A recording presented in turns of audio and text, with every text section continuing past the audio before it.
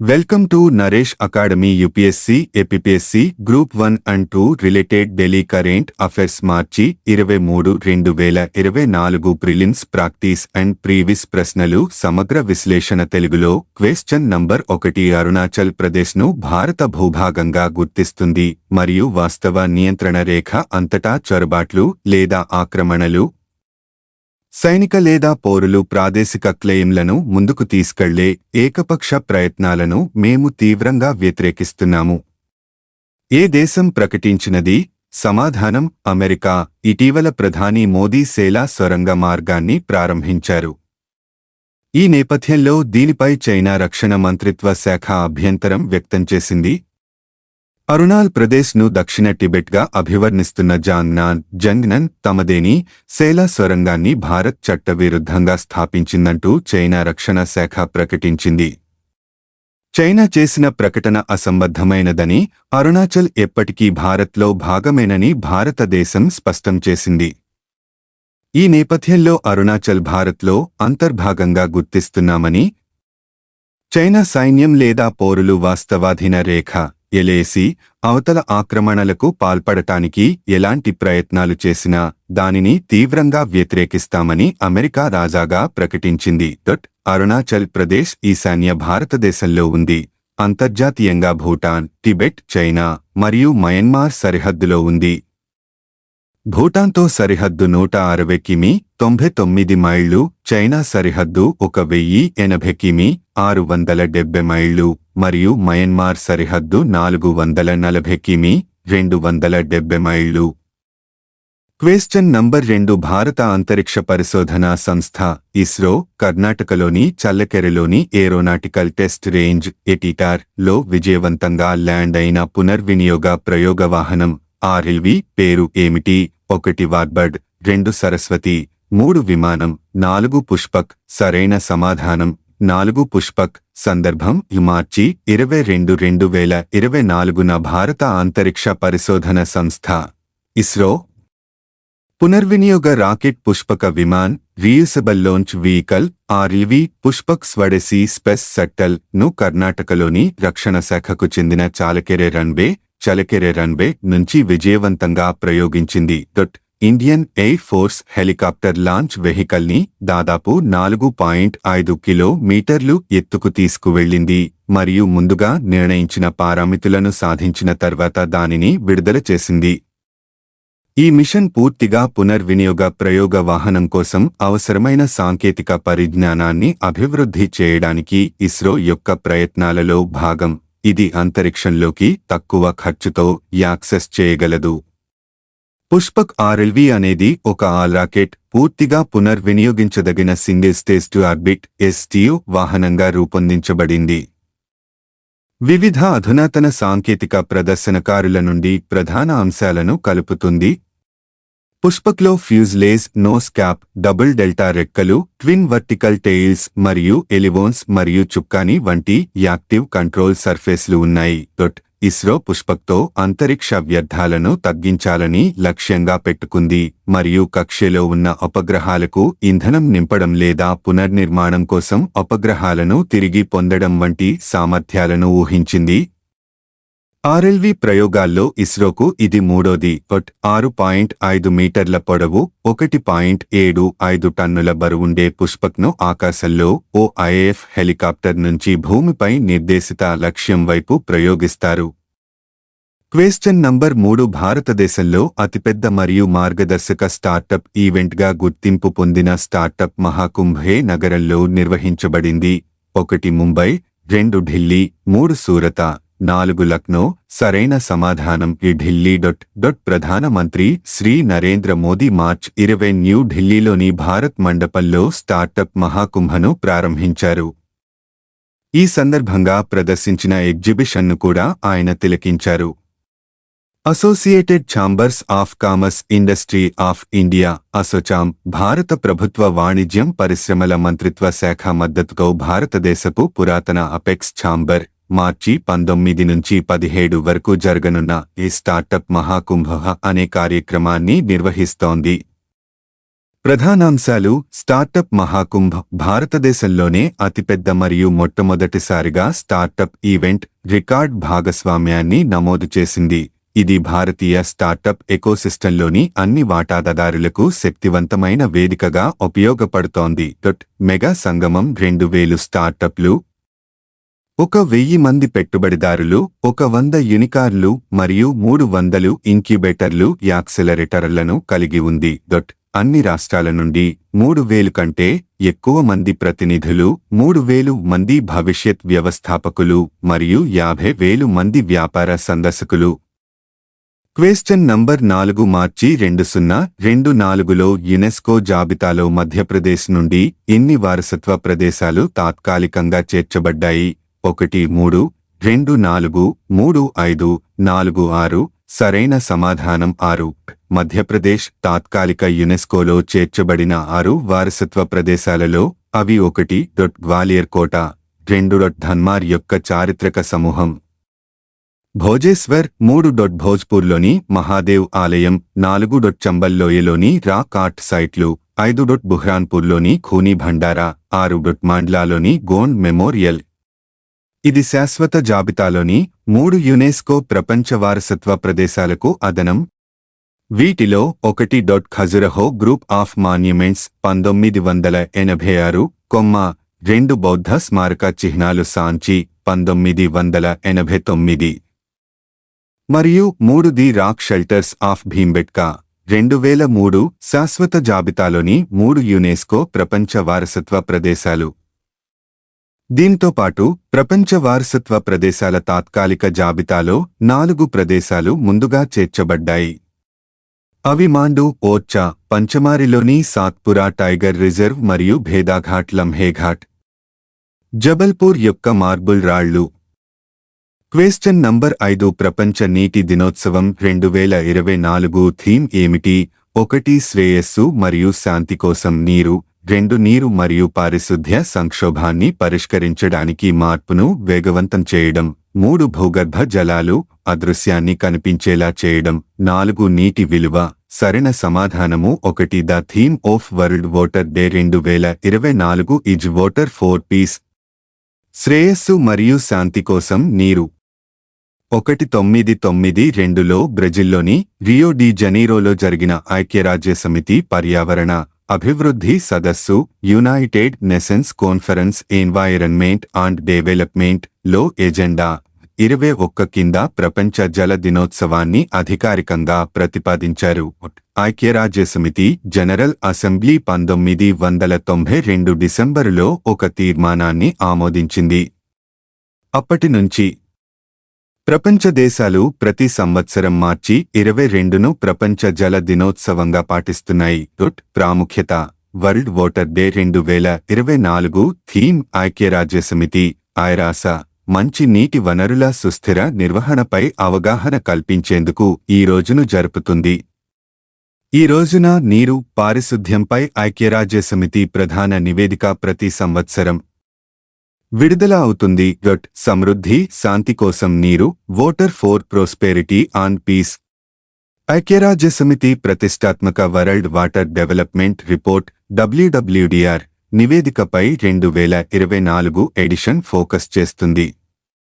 Theme ప్రతి సంవత్సరం మారుతుంది, కానీ సుస్థిరాభివృద్ధి 6 లక్ష్యాల SDGs గోల్స్ కు అనుగుణంగా స్వచ్ఛమైన నీరు, పారిశుద్ధ్యం, పరిశుభ్రతకు సంబంధించిన అంశాలపై ప్రధాన దృష్టి ఉంటుంది. క్వెశ్చన్ నంబర్ 6 హైతీలో చిక్కుకుపోయిన భారతీయులను తరలించడానికి ప్రారంభించిన ఆపరేషన్ పేరు ఏమిటి? 1 ఇంద్రావతి, 2 మైత్రి, 3 రాహత్, 4 గంగా. సరైన సమాధానం 1 ఇంద్రావతి. సందర్భం ఆ హైతీలో చిక్కుకుపోయిన భారతీయులను తరలించేందుకు ఆపరేషన్ ఇంద్రావతి ప్రారంభమైంది. వివరణ సాయుధ సమూహాలు మరియు ప్రభుత్వానికి మధ్య తీవ్రమైన పోరాటం మధ్య యుద్ధంలో దెబ్బతిన్న హైతీలో చిక్కుకున్న పౌరులను తరలించడానికి భారతదేశం ఆపరేషన్ ఇంద్రావతి ప్రారంభించింది. జూలై 2021లో ప్రెసిడెంట్ జోవెనెల్ మోయిస్ హత్యకు గురైనప్పటి నుండి కరేబియన్ దేశం హైతీ 2 సంవత్సరాలుగా విస్తృతమైన ముఠా హింసకు గురవుతోంది. హత్య తర్వాత ఏర్పడిన అధికార శూన్యతలో దేశం యొక్క వాస్తవాధీన నాయకుడు ప్రధానమంత్రి ఏరియల్ హెన్రీ అనేక దేశాల మద్దతుతో అధికారాన్ని చేపట్టారు.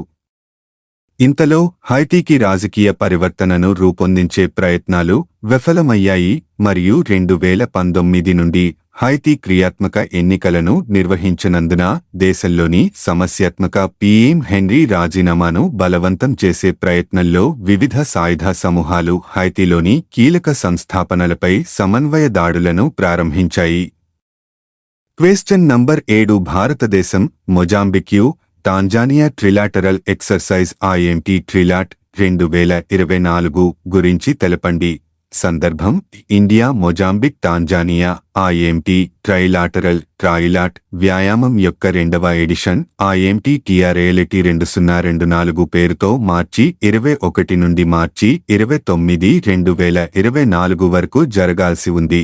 భారతదేశం మొజాంబిక్ మరియు టాంజానియా నౌకాదళాల మధ్య సహకారం మరియు పరస్పర చర్యను పెంపొందించే లక్ష్యంతో ఇన్స్తీర్ మరియు ఇన్స్ సుజాత ఈ ఉమ్మడి సముద్రయాత్రలో భారతదేశానికి ప్రాతినిధ్యం వహిస్తాయి. వ్యాయామ దశలు. ఈ వ్యాయామం 2 దశల్లో ప్రణాళిక చేయబడింది. మార్చి 21 నుండి మార్చి 24 వరకు హార్బర్ దశ మరియు మార్చి 24 నుండి మార్చి 27 వరకు సముద్ర దశ. నౌకాశ్రయ దశలో నావికాదళ నౌకలు తీర్ మరియు సుజాత జాంజిబార్ టాంజానియా మరియు మపుటో మొజాంబిక్ ఓడరేవుల వద్ద సంబంధిత నౌకాదళాలతో నిమగ్నమై ఉంటాయి.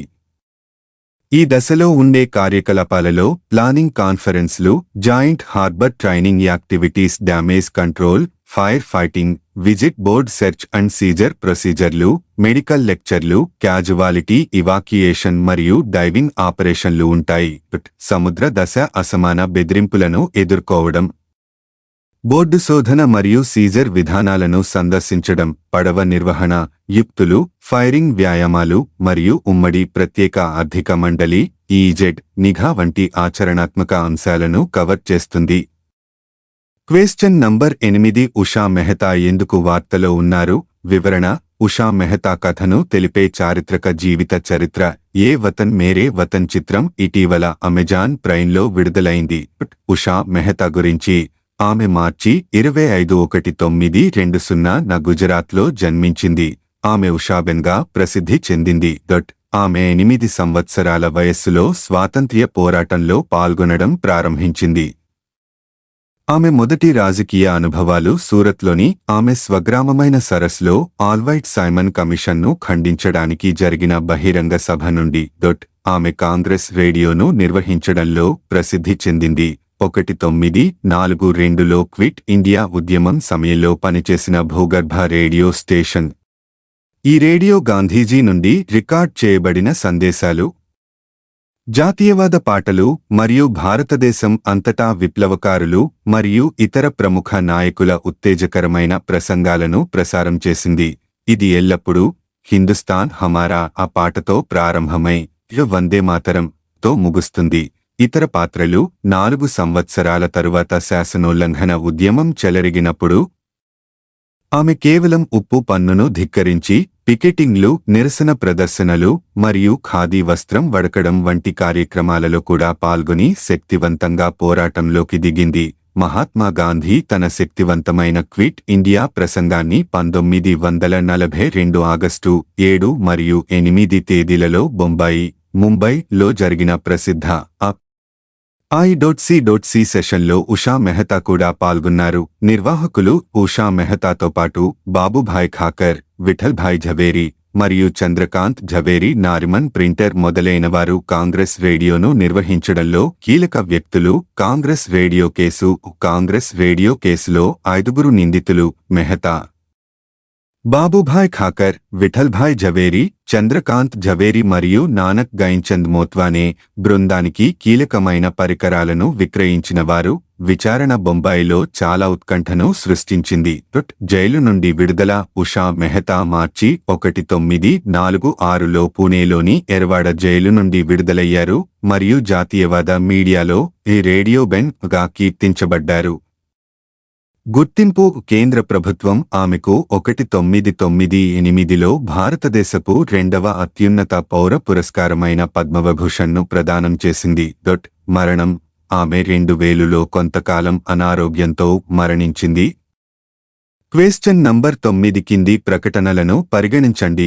స్టేట్మెంట్ భారత రాజ్యాంగంలోని ఆర్టికల్ 16(4) ప్రకారం రూపొందించిన రిజర్వేషన్ విధానాలు పరిపాలనా సామర్థ్యం నిర్వహణ కోసం ఆర్టికల్ 335 ద్వారా పరిమితం చేయబడతాయని భారత సుప్రీంకోర్టు కొన్ని తీర్పులలో పేర్కొంది.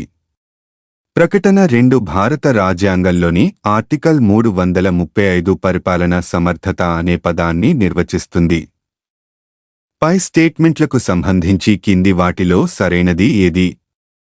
ఏ స్టేట్మెంట్ మరియు స్టేట్మెంట్ రెండు సరైనవి మరియు స్టేట్మెంట్ కి సరైన వివరణ. బి స్టేట్మెంట్ మరియు స్టేట్మెంట్ రెండు సరైనవి మరియు స్టేట్మెంట్ కి సరైన వివరణ కాదు. సి స్టేట్మెంట్ సరైనది కానీ స్టేట్మెంట్ తప్పు. డి స్టేట్మెంట్ తప్పు కానీ స్టేట్మెంట్ సరైనది. సరైన సమాధానం సి వివరణ. కోర్టు అనేక తీర్పులు Indra Sawhney and others v Union of India and others 1993, M Nagaraj and others Union of India and others 2006 కింద చేసిన రిజర్వేషన్ విధానాలు రాజ్యాంగంలోని ఆర్టికల్ 16(4) ఆర్టికల్ 335 ద్వారా పరిమితం చేయబడుతుంది. ఇది నిర్వహణకు అందిస్తుంది పరిపాలనా సామర్థ్యం. షెడ్యూల్డ్ కులాలు, ఎస్సీలు మరియు షెడ్యూల్డ్ క్లెయిమ్లను పరిశీలిస్తున్నప్పుడు పబ్లిక్ సర్వీసెస్ మరియు పోస్టులకు నియామకాలు చేయడంలో తెగలు కాబట్టి ప్రకటన 1 సరైనది. ఆర్టికల్ 335 షెడ్యూల్డ్ కులాలు మరియు షెడ్యూల్డ్ తెగల సేవలు మరియు పోస్టులకు సంబంధించిన దావాలు. షెడ్యూల్డ్ కులాలు మరియు షెడ్యూల్డ్ తెగల సభ్యుల వాదనలు పరిగణనలోకి తీసుకోబడతాయి. నిర్వహణ యొక్క సమర్థత. నిర్వహణతో స్థిరంగా నియామకాలు చేయడంలో యూనియన్ లేదా రాష్ట్ర వ్యవహారాలకు సంబంధించి సేవలు మరియు పోస్టులు. కాబట్టి రాజ్యాంగం ఆర్టికల్ 335 కింద పరిపాలన సమర్థత అనే పదాన్ని నిర్వచించలేదు. అయితే న్యాయ వ్యవస్థ ఈ లోటును బికే పవిత్ర యూనియన్ ఆఫ్ ఇండియా కేసు ద్వారా పూరించింది. 2019లో న్యాయ వ్యవస్థ యూనియన్ వ్యవహారాలలో పరిపాలనా సామర్థ్యం లేదా ఒక సమాజంలోని విభిన్న వర్గాల వారు ప్రాతినిధ్యాన్ని పొందే చోట సమ్మిళిత కోణంలో రాష్ట్రాన్ని నిర్వచించాలి. ప్రజల కోసం మరియు ప్రజల కోసం పాలన యొక్క నిజమైన ఆకాంక్ష. కాబట్టి ప్రకటన 2 సరైనది కాదు. కాబట్టి ఎంపిక సి సరైన సమాధానం. క్వశ్చన్ నంబర్ 10 క్రింది పన్నులను జతపరుచుము. పేరు పన్ను. అ నవిదదేరె 1. వివాహంపై పన్ను. బి. మెలికంసె 2. మంగళవారిపై పన్ను. సి. మనెవన 3 నాగళ్లపై పన్ను. డి. తడిమేయ 4 గృహములపై పన్ను. దిగువ ఇవ్వబడిన కోడ్లను ఉపయోగించి సరైన సమాధానాన్ని ఎంచుకోండి. జవాబు 1 వివరణ. నావిడదేరే ఆ మంగళవారిపై పన్ను. బార్బర్లపై పన్ను. వృత్తిపరమైన పన్నులు. మెలికంస నాగళ్లపై పన్ను. మనేవానా ఇంటి పన్ను. మనేవానా థ్రెషోల్డ్పై పన్ను. హోసటిలు మరియు పందాలు హందారా స్థానిక సంస్థలు విధించే ఆస్తి పన్నులు. తడిమే వివాహంపై పన్ను. Thank you for watching this video. Please subscribe my YouTube channel @of Naresh Academy 5509. Have a nice day.